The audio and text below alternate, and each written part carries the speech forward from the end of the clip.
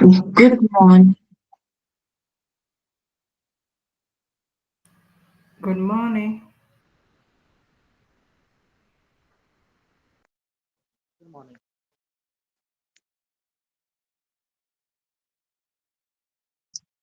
It is exactly 10 o'clock,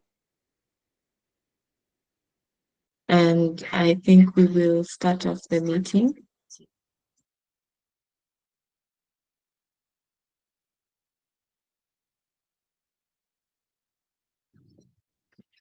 I hope you can all hear me.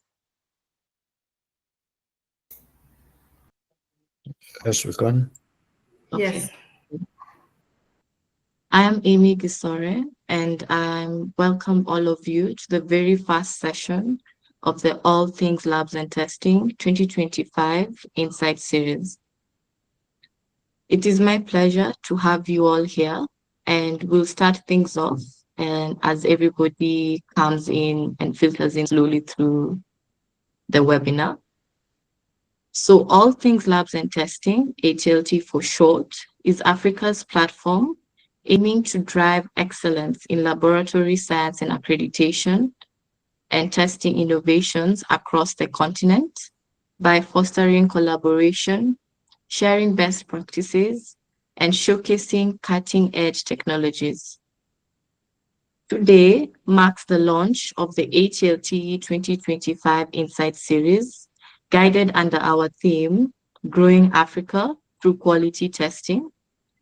And this initiative is designed to connect you directly with subject matter experts and thought leaders on topics that are shaping the future of testing in Africa.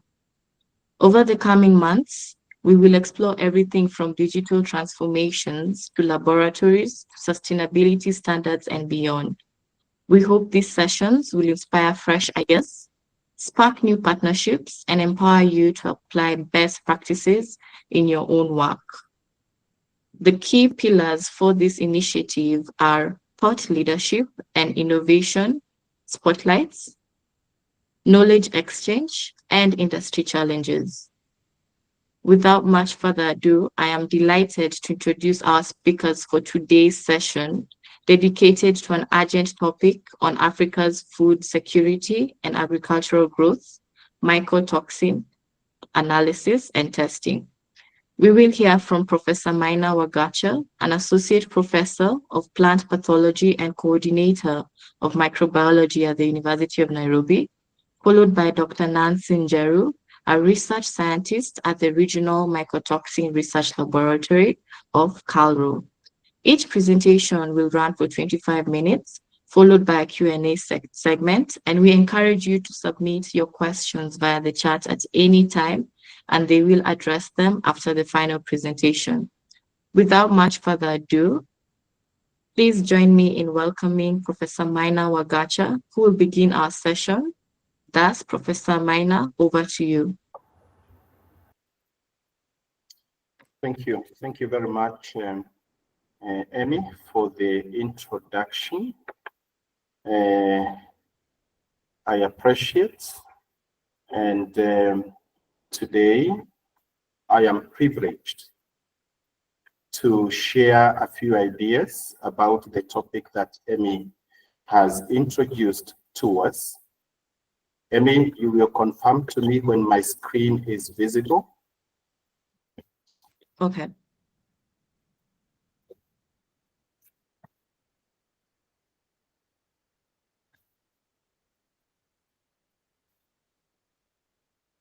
Is it visible? Yes. Yes. Yeah. Thank you very much. And I'll be sharing a few ideas about how we can enhance agricultural growth through strengthening of laboratory networks. And from that presentation, I'm going to give a broader overview. And then I trust that Dr. Nancy Njeru will go a little bit deeper to address the question of mycotoxins. As I've been introduced, my name is Maina Wagacha. I work for the University of Nairobi. Now, allow me first to answer the question about why agriculture is important for the future of Africa. The population of Africa today is about 1.55 billion, and out of that, between 51 and 55% live in the rural areas. So that is like a half. And 80% of the rural population in Africa derive their livelihood from agriculture. Now, why am I mentioning this? It gives an impression that if we transform the African agriculture, if we do it right, then this can be a driver for economic growth, for food security, and poverty reduction. And you know, agriculture is that sector that cuts across many areas. We know that it addresses various SDGs, no poverty, zero hunger, good health and well-being, climate resilience, among others. So what I'm saying is, if we succeed in transforming the agriculture sector, it can serve as a key driver of economic growth for the continent. Now, we appreciate that it's a very important sector, but it is also a sector that faces many challenges. I will not mention all the challenges, but I want to highlight a few that are related to the topic that we are discussing today. Of course, we know the effects of climate change and extreme weather events. This is something that we appreciate. You know, our climatic conditions swing from one extreme to the other.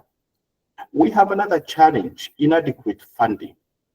And we have statistics that if we have to transform and sustain the sector, each year we require about 200 billion USD. How much are we investing in the sector today? It ranges between 17 billion and 20 billion every year for the whole continent. And that is just about 10% of the budget that we need.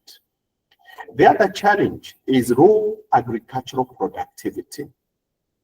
But now this is where it gets tricky. We have low productivity, but even the retro that we harvest, we lose about a third of all our yield to post-harvest losses. We have many actors in the sector, government, agencies, private sector, development agencies, but our efforts, our interventions are quite fragmented. So we rarely talk to one another, and therefore the impact of those interventions is rarely felt. But lastly, so that I can connect these challenges to the discussion for the day, is inadequate infrastructure. And that inadequacy is evident right from production all the way to post-harvest stages. And one of the challenges is that we have inadequate infrastructure in testing. And here we are talking about testing at all levels, you know, whether it's soil testing, water testing, mycotoxin testing, we have inadequate infrastructure. Now coming to the challenge of testing, we must ask ourselves whether, you know, today with all the innovations about rapid testing, do we still require laboratories? Are they important? And the answer to that question is yes. Laboratories remain very important, because even when you factor in the rapid methods of testing, rapid methods will give you an indication about the status of the matrix that you are testing. But if you want to do confirmatory testing, then you still require the laboratory facilities. So labs ensure quality testing for whatever matrix you are targeting, whether it is soil, water, plant tissues, or even contaminants like mycotoxins. Laboratories give us reliable data, and that data becomes useful for the farmers, for the traders, for the millers, for the policymakers to make decisions. So laboratories will give us that reliable data. but very, very important. And I'm sure we can relate to this, that if we have to transform agriculture, we must enhance trade. And therefore, laboratories are at the center of facilitating compliance with standards. And it is only after complying with the standards that we are able to enhance market access. A perfect example is what Dr. Njeru will be talking about, mycotoxins. We have standards for mycotoxins. So you need to test to check whether you have complied with the threshold for the different mycotoxins. And therefore, laboratories are very central to that. Now, I want to focus a little bit about laboratory networks. I was requested to talk about laboratory networks and how we can strengthen them. But I want first to define, when we are talking about laboratory networks, what exactly are we talking about? And I have a good illustration on the screen. And what you can see in this illustration, we have different laboratories, different labs, different levels, and sometimes even different sizes. But very, very important, you can see these labs are interconnected to one another. And there is, flow of, information between and among the different labs. So when we talk about laboratory networks, we are talking about an organized system of interconnected labs that collaborate. So I think it is very important that we are talking of interconnected labs, but those labs also collaborate in provision of various services in the agriculture sector, whether it is diagnostics, whether it is testing, or even research. But much more important, when we establish these laboratory networks, they enable rapid detection, accurate diagnosis and testing, but also coordinated responses to whatever challenge that you could be facing. I'll be able to qualify that statement.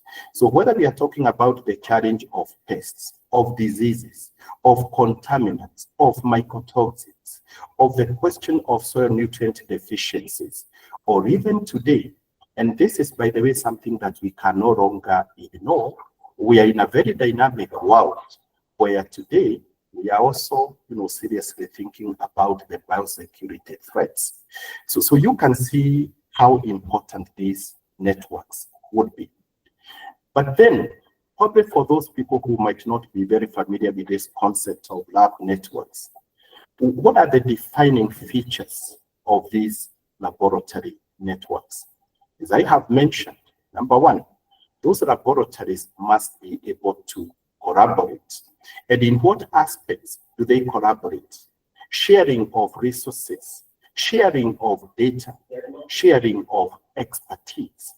And here we are looking at the labs, from a very broad angle, whether they are national laboratories, whether they are those laboratories that are run today by county governments, using the example of Kenya.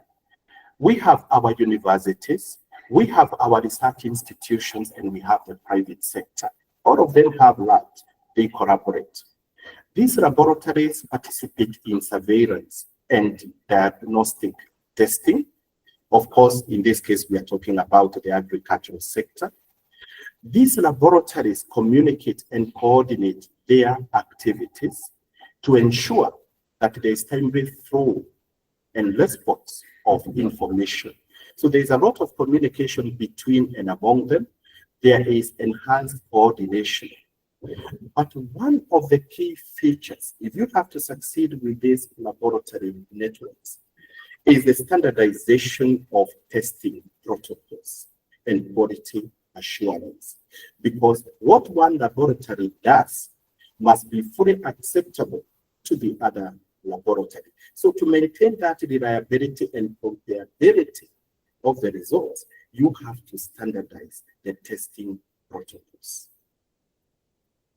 Now, Then the next question is, why are these laboratory networks important? And why is it that we must start thinking about them? Now, I started by painting a picture about the agricultural sector in Africa. But it's not just the agricultural sector. This is something that cuts across different sectors. We have a challenge of inadequate funding. And therefore, we must start thinking, how do we optimally utilize the resources that are available to us as countries, as regions? So how do we utilize those resources efficiently? The other one, why we need to build these laboratory networks, is the question of building capacity. I mean, really, how can we build capacity so that we are able to cover all areas that we need to do testing in, whether it is soils or water or mycotoxins, with the limited resources that we have. And this will be very important to enhance market access, enhance trade opportunities, because really, whether it is in the domestic market or the global market, today the question of compliance with standards is at the center of all this. But one of the beautiful things about the lab networks is what I mentioned, harmonization of testing methods. Those people who are from industry, many times they complain, I took a sample to this lab and I took another sample to a different lab, but I got different results. Many times it's because we have not harmonized our testing methods. The other one is that this is going to enhance data sharing. And this is one area where we have not done well as a continent. We need to enhance our data sharing. And that data sharing is important because it will support data-driven decision making.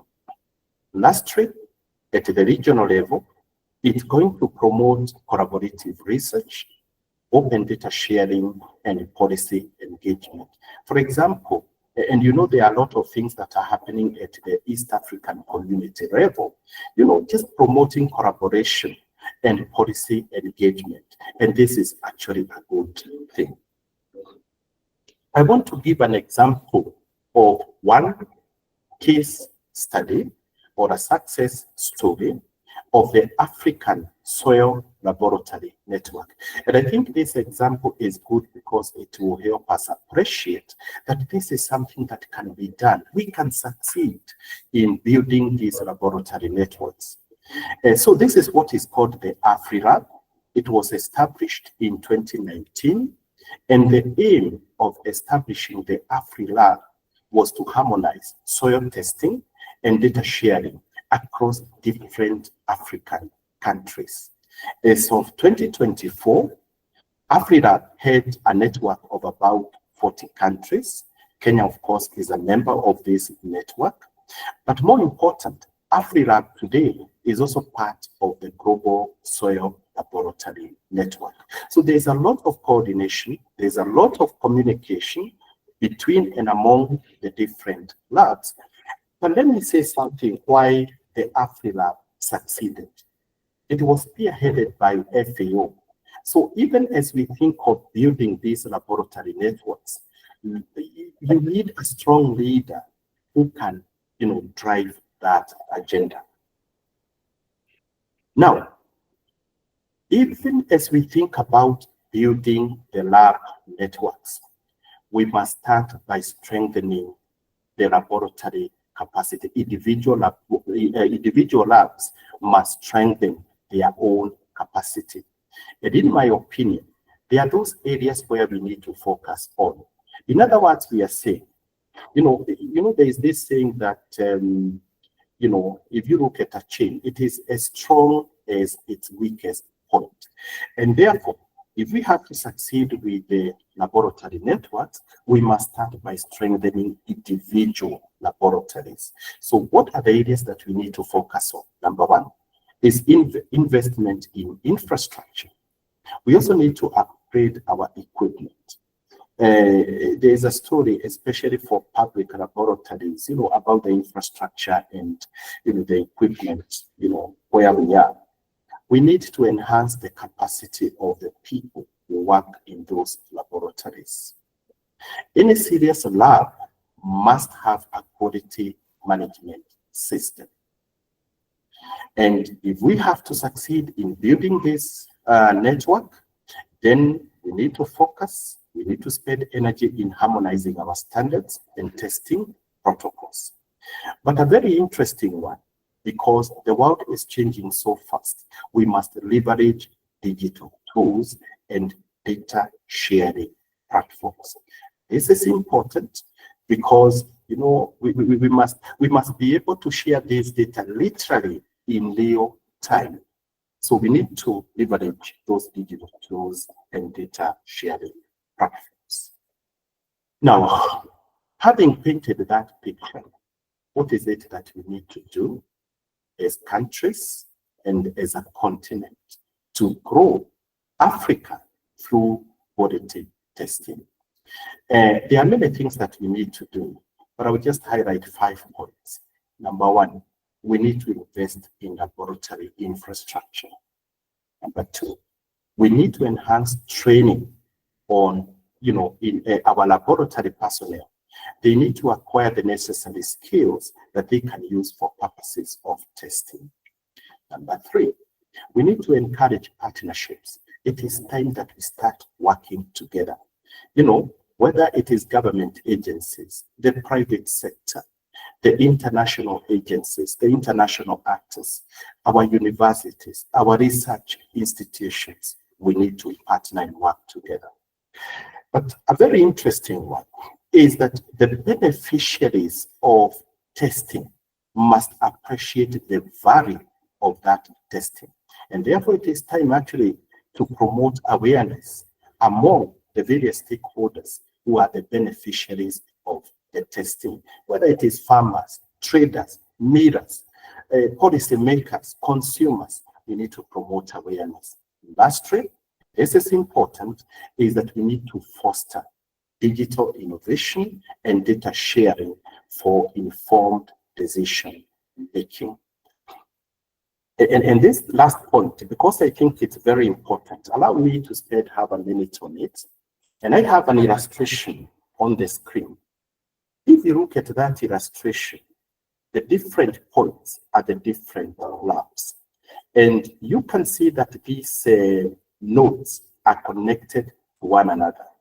But in the middle, we have the blue circle. And what we are saying is that that blue circle for me is where we should be able to deposit the data that is generated from the testing by the different laboratories. It is time, we started thinking in a transformative way that, the world today is talking about big data. And it's not difficult to build this big data. If we had this laboratory network and each one of them is able to deposit their testing results in one central place, and I know sometimes, especially when we talk of industry, they have the awards, but they can do this in an anonymous way. They can just use certain codes and they would be able to deposit that data in one central place. So we need to embrace interconnected technologies and open data ecosystem. And of course, decision making through that digital innovation and open data, in my opinion, is something that would unlock a future of limitless possibilities. Now, lastly, so that we can transition to Dr. Njeru's presentation, I just want to paint a picture of how we can apply the laboratory networks for quality testing in the case of mycotoxins. This is a big problem for us, as a continent. And of course, probably for those who are not very familiar with mycotoxins, these are contaminants. They contaminate different crops, different foods, and they, pose significant health risks. Suppression of the immune system they impair growth, especially for children below the age of 5. Some of them cause cancers like esophageal cancer or the liver cancer. And when we are exposed to high doses, of course, this can also result in death. But now linking this big challenge of mycotoxins to the aspect of quality testing, we need reliable and accurate mycotoxin testing. It is important for food safety. It is important for purposes of trade. We need to comply with the standards that have been set. But it is also important for informed policy decisions. Now, mycotoxin testing is not cheap, it's expensive. And I think this is one area where we can explore the possibility of building laboratory networks so that, for example, if we have a trader who is bringing a consignment of maize grains from Uganda, if we have a laboratory that is run by the Uganda Bureau of Standards and they do the testing, and so that information can be relayed to the Kenya Bureau of Standards in Kenya in real time, and that trader would not have to do another testing in Kenya. So, but of course, this means that we need to invest in analytical infrastructure for purposes of accuracy of our testing, and this would be very important to support, our, local and export markets. But even when we build this infrastructure for testing for mycotoxins, there is a caution that our sampling has to be done well. We need standardized methods of testing. Remember the features that we talked about. And we need to have accredited labs that can actually do that testing. As I finish, this is my last slide. The key takeaway messages. In terms of strengthening our laboratory networks for agricultural growth, I have 4 takeaways. That quality testing is very important for food safety, but also as we think about promotion of trade, market competitiveness. Number 2, laboratory networks are essential pillars for transforming our African agriculture. We need to see how best, to uplift the lives of the 600 million Africans who are entirely dependent on the agricultural sector. We need to collaborate. We need to invest in our laboratory infrastructure so that we can strengthen the networks. And lastly, we need to embrace digital innovation and data sharing. And I keep saying, just think about how easy it is to build that data. If you combine that with artificial intelligence, it would be so easy to do prediction, to assess risk. There is so much that we can do. And we are doing a lot of testing, but this data is held by different laboratories. We need to think seriously about data sharing. So thank you very much. It's important that I acknowledge my employer, the University of Nairobi. And thank you very much for your time. I hope I've not spent too much time. Yes, I can see within the allocated time. Thank you. Amy, back to you. Let me stop sharing. Thank you so much, Professor Maina, for that insightful presentation and for sharing your expertise. You have sat perfectly during the timing, so I'll just move forward and welcome Dr. Nancy Njeru. I believe you're here to just share your screen and greet everybody within the webinar. Thank you, Amy. Good morning, everyone. Please confirm that you can hear me. My name is Nancy Njeru. We can. Thank you. My name is Nancy Njeru, and I work for CARO as a research scientist. My areas of interest, or what I work on mostly, are mycotoxins, general aspects of mycotoxins. Testing is an important aspect of mycotoxins. So today I'll be talking about mycotoxins. But as guided by the theme of the webinar, I'll be concentrating on the role of mycotoxins in the bigger food safety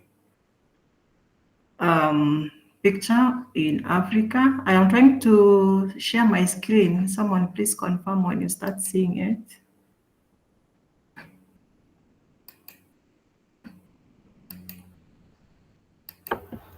Yes, we can see it, but see whether you can put it on presentation mode. Okay.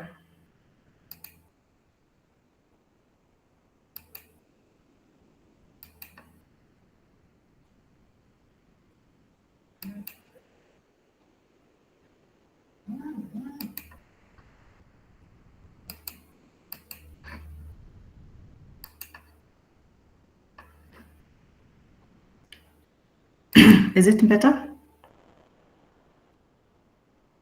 Yes. Yes.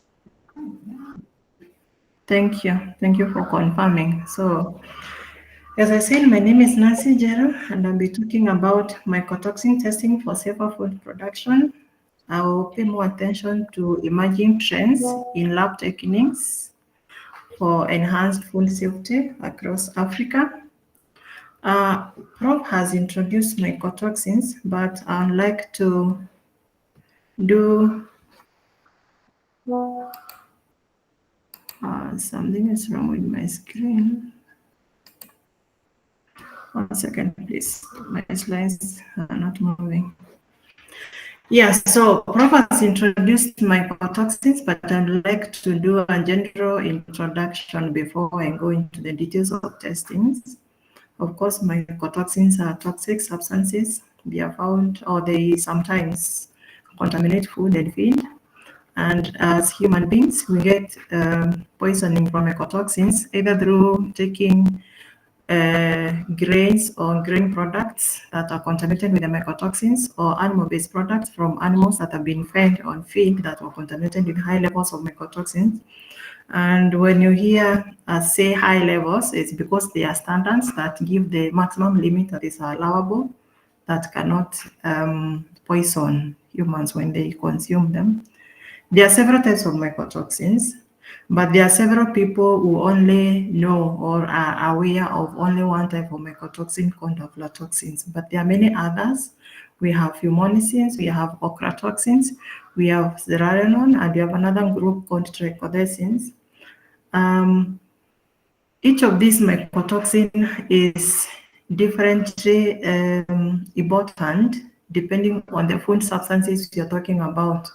For example, when we talk about our staple food maize and our key snack groundnut, we will a lot talk about aflatoxins, but that does not mean it is only mycotoxin.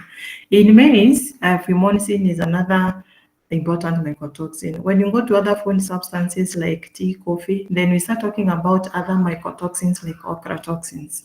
So it is important to understand that mycotoxin is not synonymous for aflatoxins. They are many, and their importance differ as per different food we are talking about. Food can get contamination with aflatoxin at any stage of the value chain. Unlike it has been known or believed before that mycotoxins are a post-harvest problem. Occurrence or the production of mycotoxin is not an obvious or an always occurring event in the foods, but there are certain climatic conditions that enhance accumulation of mycotoxins, and for most mycotoxins, including aflatoxins, this is mainly warm and humid climatic conditions. So when humans consume mycotoxins and different mycotoxins, depending on the dosage, there are two types or two categories of dosage there can be. There can be high doses at once, or there can be small doses continuously. So when we take small doses continuously is when we end up with effects of cancer, mutations, and even developmental abnormalities in fetuses, damage to vital organs, including kidneys, and the suppression of the immune system. But sometimes people, and we have had an incident before in 2004, 2005, sometimes the levels are too high that people, consumption end up killing the people either within hours or within days. Those are very high doses.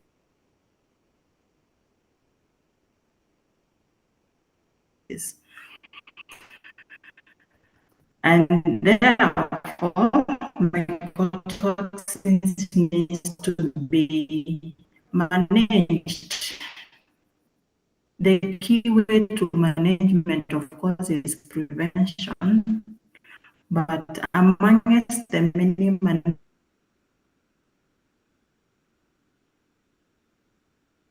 management interventions, testing or detection is very important. Detections involve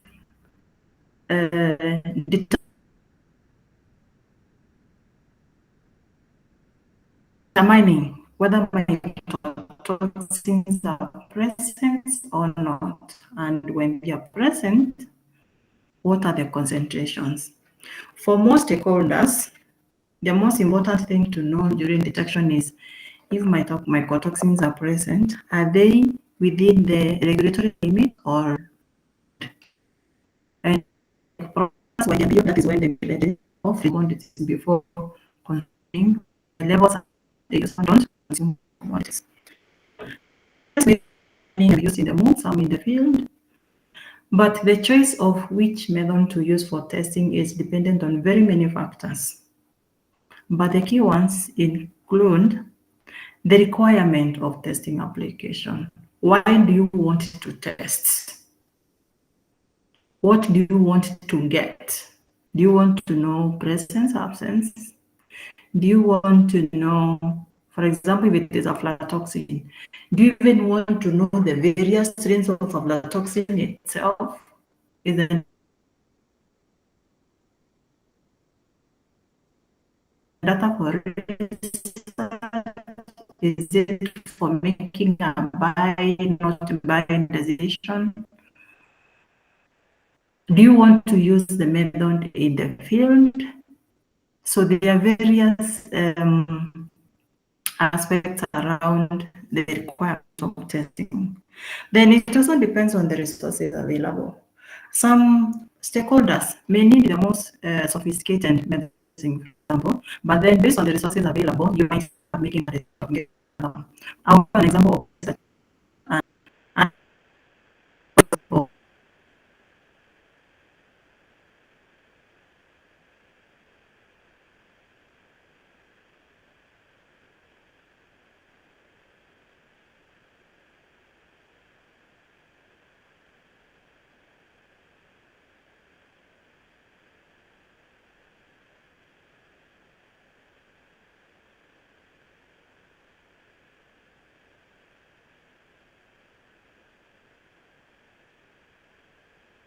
then there is no need of that one going.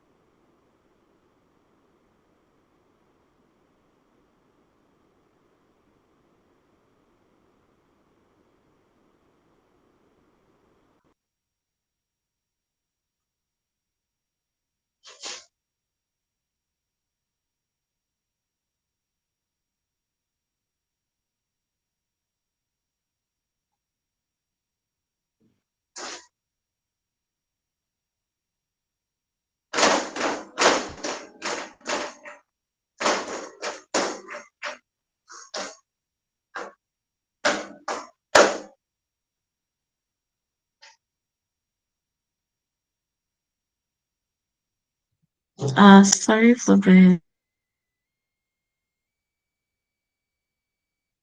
technical difficulties. Dr. Nancy Njeru is just about to come in. I think she's having technical difficulties. Just one moment, please.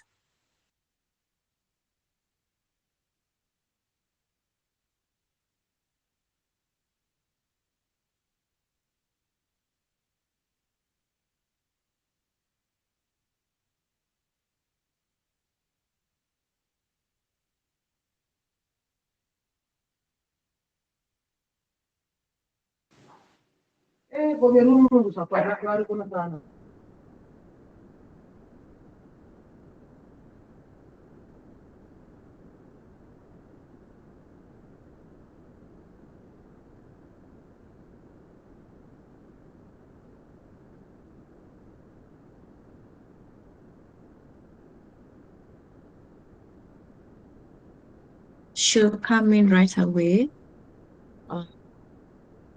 So just one moment, please.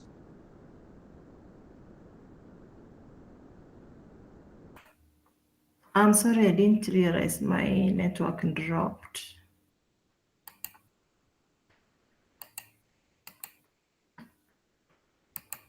Amy, how long ago did I get lost? It's been about 2 to 3 minutes, let me say. Okay. Was I done with mycotoxin detection? I'm sorry, there must be a network issue. Yeah, so maybe I can quickly go Last through I had, yes. Yeah, so I'll quickly review this for the sake of what I might have missed out when I dropped. So I said that mycotoxin detection determines the presence of mycotoxins, and I said before we make a choice of which technology to buy or which to choose or which to pay for testing, there are various things we consider depending on what we require from the testing result, how much resources we have, the level of sensitivity, and whether we have the needed expertise for testing.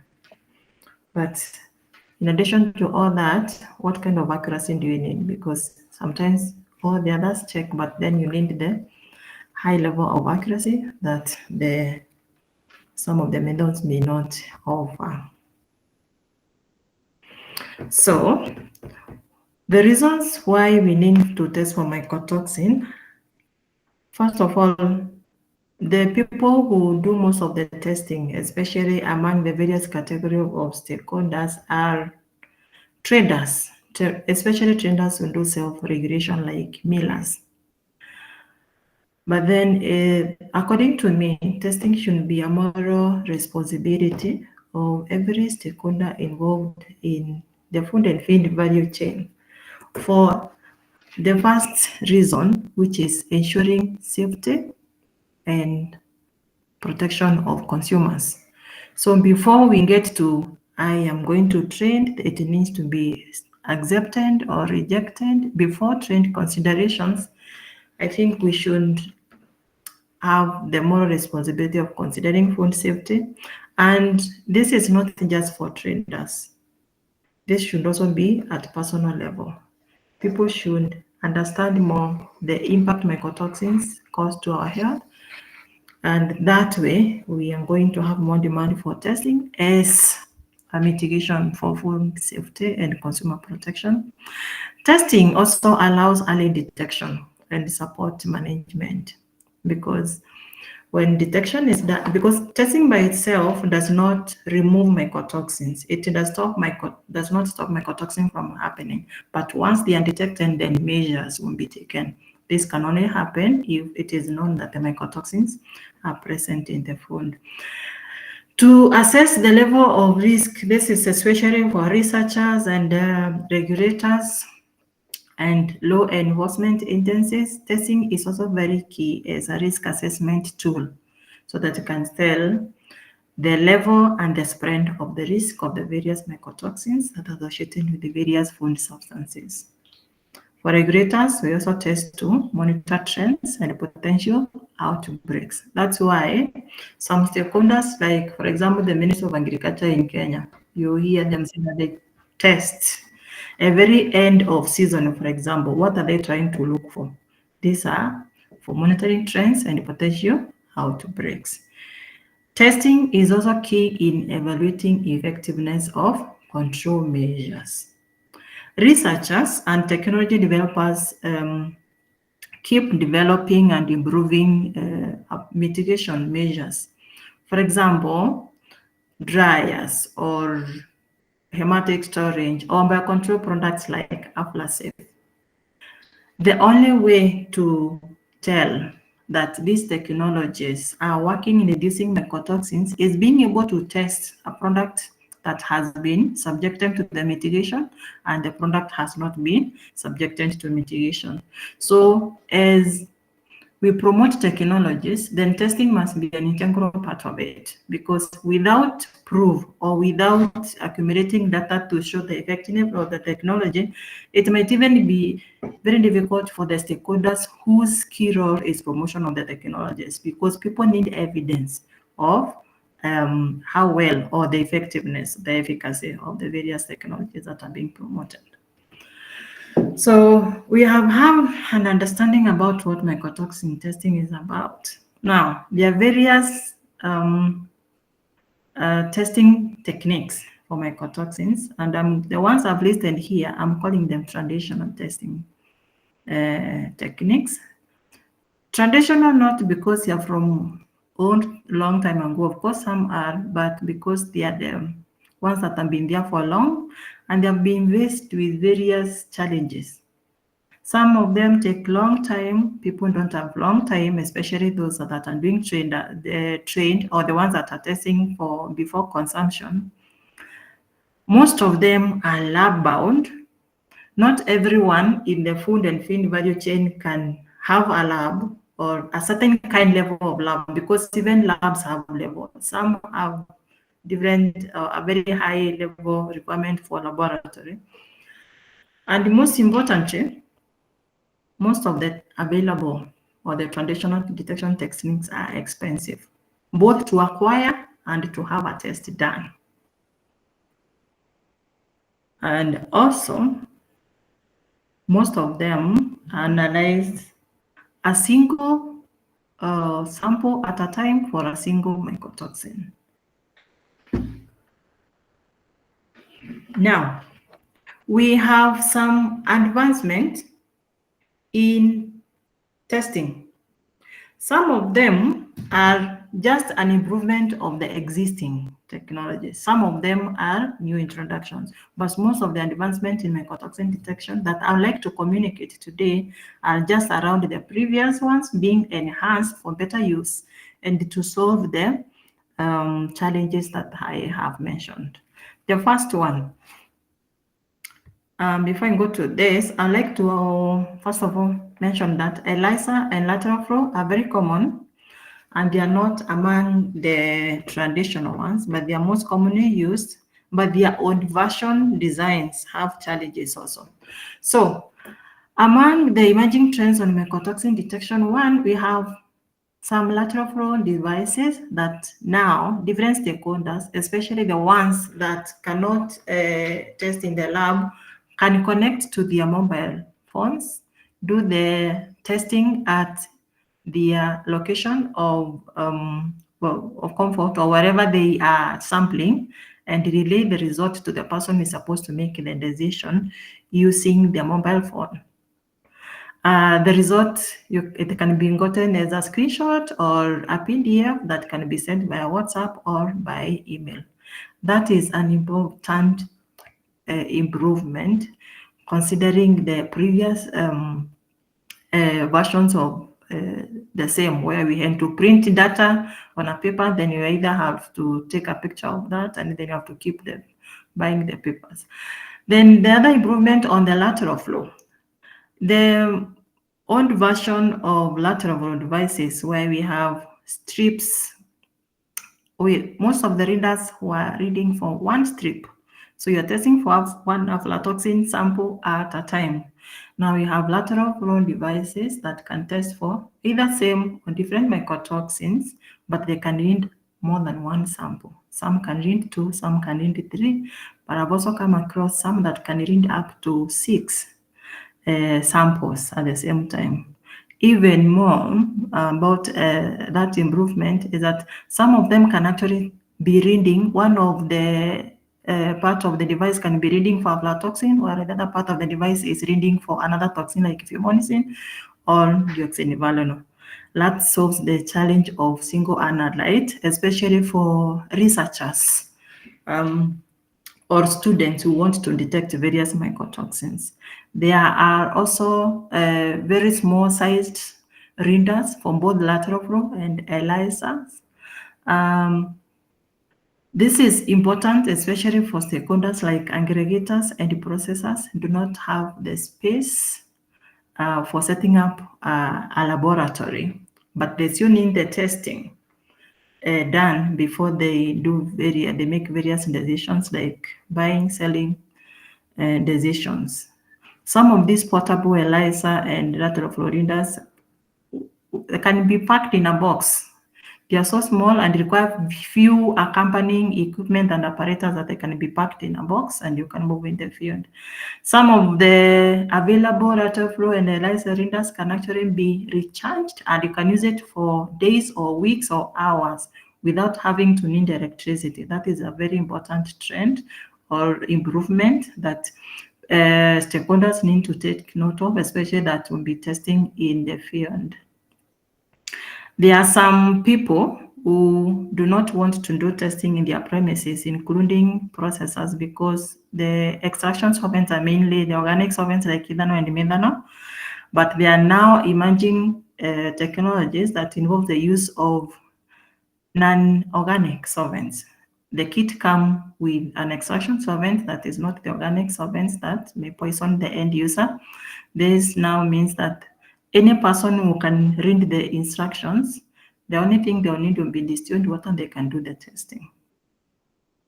Some available techniques can also do multiple mycotoxins at once. This is especially important for research. Then there are also other improvements, including the use of AI and machine learning models for prediction. Prediction is a very important part of mycotoxin management, especially for regulators and people making, developing tools for mycotoxin management. There are also early warning systems based on satellite, and we have molecular methods that can be used to detect the presence of mycotoxin producing fungi in food. As much as that does not show the presence of the toxin itself, it shows the presence of the risk factor, the causative agent. This is important, especially for research in the stages of development or evaluation of the efficiency and effectiveness of detection tools. So this improvement is contributing to timely action, and they are making sure that we have wide availability and access to testing. So no stakeholder can say that there is nothing for me.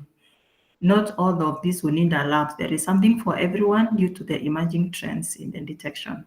There is also the reduced cost of testing for multiple mycotoxins, because now you don't have to extract more than once. You don't have to take two different techniques. Some of them can actually test for various mycotoxins. And the organic extraction, they ensure environmental safety. We can now tell that we have traceability, especially when we are using the mobile connected devices, because most of them have a function of recording the geopoint of where the testing is being done. So these are the various improvements that ensures that everyone can actually access testing at any level, and those very easy to use ones can actually be done at the community level by the consumer or producer groups. So when we do testing, safer food results in public health burden being reduced. So this is a bigger picture of testing. When the traders are complying to standards, then the economy is strengthened in terms of food security and nutrition, and there is also improvement in economic growth. But most importantly, especially for technology developers and researchers, testing has an impact on improving the uptake of technologies because people can see them before and after the testing of the various technologies.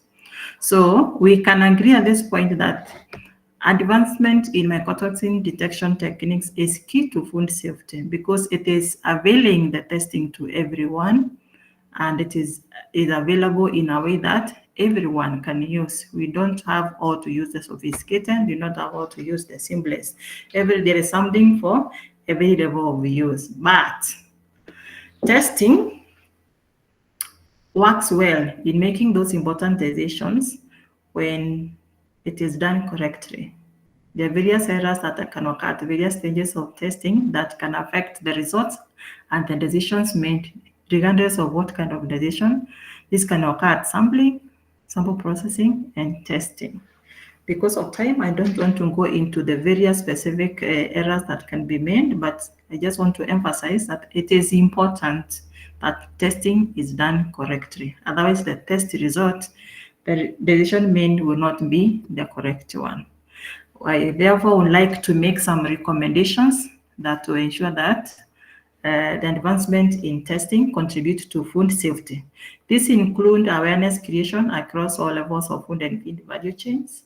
And this kind of awareness creations will depend on the stakeholders. If they are tailored, they will be of more impact. There is also need to invest in capacity building of relevant personnel. The capacity building is important. We are all trained.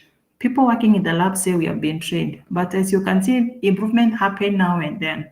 So even if you've been working in lab for long, there is need for continuous capacity building to understand what is emerging, what has changed, what has been adjusted, what is new. There is also need to invest in advanced testing infrastructure, especially for particular categories of stakeholders. For example, researchers or regulators. Investing in advanced testing is very important due to the associated impacts I've explained. Another recommendation is that there is need to invest in advanced testing. Sorry, that is a repetition. To promote multi-sector collaboration, I think Professor already explained that in terms of the network, because not everyone is going to get ELISA, not everyone is going to get HPLC, but when there is a network, then we can have the people doing the screening, and whenever there is need for collaboration, there is another laboratory in the network that could be like a reference lab for the others. Then there is need to integrate predictive technologies in the testing. That will be all from me for now. Thank you very much. Thank you, Dr. Nancy Njeru, for that insightful presentation.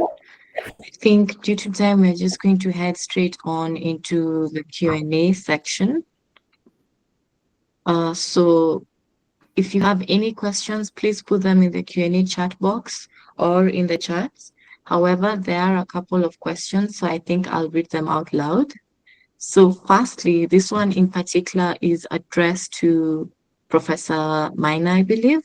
So it asks, how can smallholder farmers best engage with regional laboratory networks to ensure timely mycotoxin testing of their crops?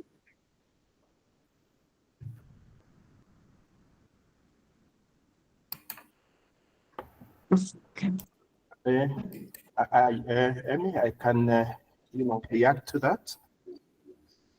Now, I started by mentioning that mycotoxin testing, whichever way you look at it, especially in the context of smallholder farmers, is expensive. And in my opinion, the easiest way for smallholders is actually to approach it from the angle of forming cooperatives. You know, whichever way you look at these cooperatives, and if you look at the strategic thinking for Kenya in terms of improving the agricultural sector, there has been a lot of talk about, you know, the smallholder farmers coming together, not just for the question of mycotoxin testing, but, you know, for access to quality inputs, getting extension services. So I would say for them, because it's very difficult for individual farmers, smallholders, to do the testing themselves. But if they were to approach this from a cooperative perspective, it would work very well. And then, you know, through that pipeline, they can connect to other laboratories. And you see, for them, and Dr. Njeru has mentioned this, especially with the rapid methods, it's very easy to do it even in rural areas. Thanks. Thank you very much. And I hope that assisted the anonymous guest who requested for that information. So I'll ask lastly the other question, which asks, which recent advances in rapid mycotoxin detection methods hold the greatest promise for deployment in African field laboratories?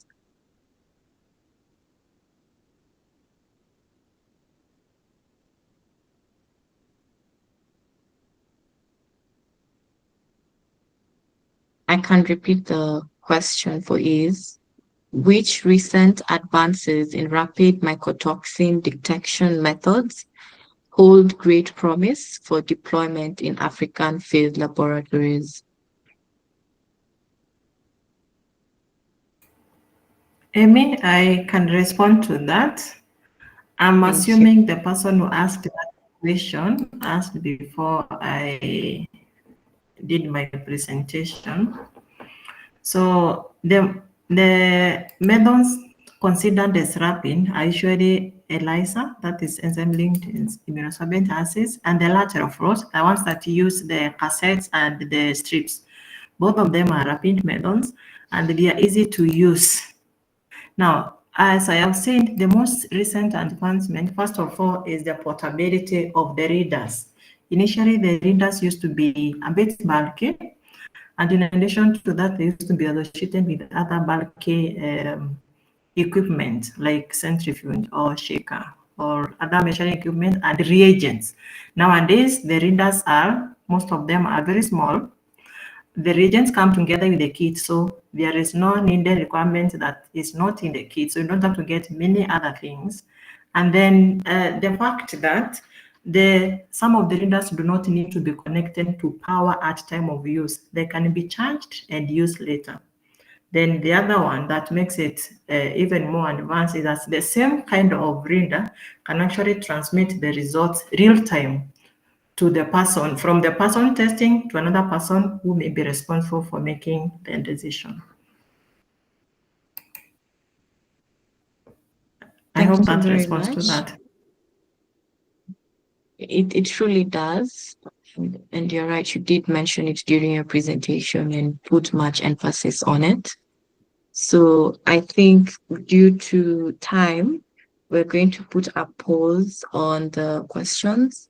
But granted, if anything, I believe people can try and reach out to gain any information in regards to the topics at hand, in regards to the speakers as well, as they share their expertise, as they are experts within these various fields, in particular in agriculture. And thus, I would like to thank all of you for your time, for availing yourselves in this cold Thursday morning, and truly, truly grateful to the speakers, Dr. Nancy Njeru and Professor Maina, for availing yourselves, and to everybody else who is in attendance. Thank you very much, and have a lovely day.